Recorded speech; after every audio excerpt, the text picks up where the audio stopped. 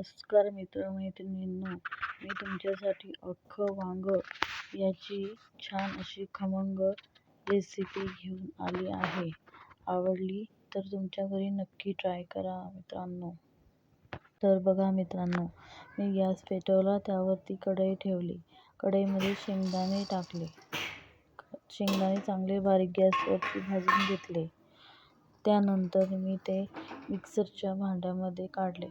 त्याच्यामध्ये अर्धा चमचा हळद आणि 1 चमचा लाल तिखट, 1 चमचा प्रवीण मसाला, 1 चमचा काळा मसाला आणि 1 चमचा मीठ असं टाकलं.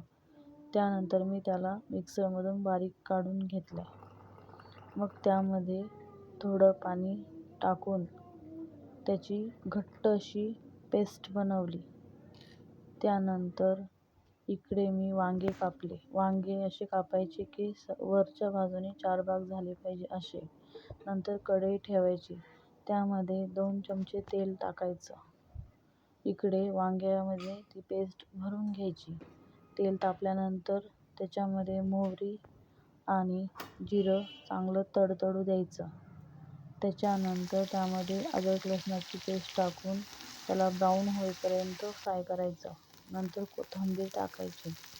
नंतर वांगे भरलेले त्या तेलामध्ये सोडायचे. ते थोडे तेलामध्ये फ्राय होऊ द्यायचे. त्यानंतर उरलेली पेस्ट त्याच्यावरती टाकून द्यायची.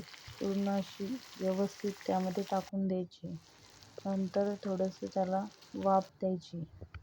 वाफ दिल्यानंतर त्यामध्ये 1 ग्लास पाणी टाकून व्यवस्थित झाकण ठेवून बारीक गॅसवरती होऊ द्यायची. बारीक गॅस करून घ्यायचा. त्यानंतर बघा तुमची भाजी अशी तयार झाली. 10 मिनिटामध्ये ही भाजी रेडी होते. तुम्ही कधीही पाहुणे वगैरे आल्यानंतर करू शकता. त्यानंतर मी ही भाजी प्लेटमध्ये व्यवस्थित सजवून तयार करत आहे. तुम्ही असं ट्राय करून बघा, तुम्हाला नक्की आवडेल. जर तुम्हाला ही रेसिपी आवडली असेल तर प्लीज लाईक करा, शेअर करा, सबस्क्राईब